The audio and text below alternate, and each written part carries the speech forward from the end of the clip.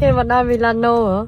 គេថានៅនេះត្រូវបារម្ភរឿងសុវត្ថិភាពបន្តិចនេះគេកក់បន្ទប់ដាក់ឡានមិនលយអត់ចាំមើលបន្ទប់គេតែអត់ស្អាតទេបន្ទប់ដាក់ឡាននៅត្រូវហើយបន្ទប់គេស្អាតតែមកណាគេណាដំណើរគេគួយសើចស្អីរឿងនៅបន្ទប់ដាក់ឡាន Oh my god អានេះជីគូប្រាមកជីឡាំម៉ូមិនទៅនេះអើយដល់កហ្មងណានោះគេទៅបើកការ៉ាហើយគេជួលការ៉ាដាក់ឡាននៅមីឡាណូ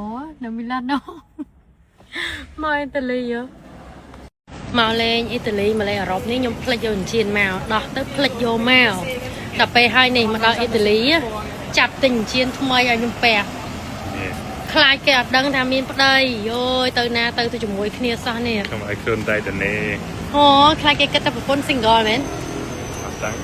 ហើយតែប៉ុណ្ណឹងស្អាតជាងហើយមកអត់ចង់បានអាពេជ្រអ៊ីតាលីនេះទេចង់បានអាពេជ្រដូចនៅស្រុកខ្មែរពេជ្រទៅនៅស្រុកខ្មែរមាននៅអ៊ីតាលីចឹងពាក់សិនណាអូ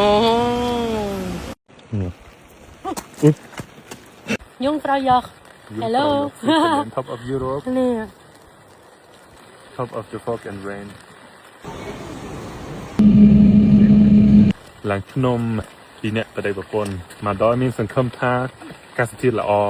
តែមើលភ្លៀងផងចុះអាប់ហើយសម្បត្តិឡើងលើភ្នំមែន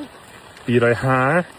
$250ឡើងនឹងទៅវិញសំណាងអត់បានអាហ្នឹងតែពាក់កណ្ដាលភ្នំទេពាក់កណ្ដាលយើងបានតែឡានពាក់កណ្ដាលឡើងដល់លើមែនឡើងដល់លើ$550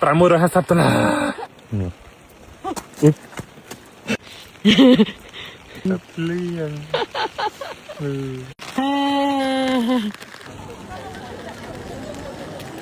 cheesecake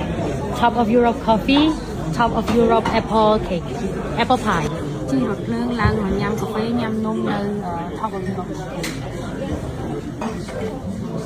top of Europe coffee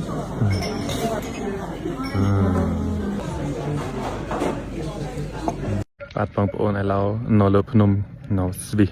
ភ្នំហ្នឹងឈ្មោះរូថនកម្ពស់2500ម៉ែត្រឃើញ view មានអារម្មណ៍អមែនតើណានេះគឺ mountain top ហើយមានផ្លូវទូចមួយនេះត្រឹមហ្នឹងហើយអត់អាចទៅមុខទៀតទេ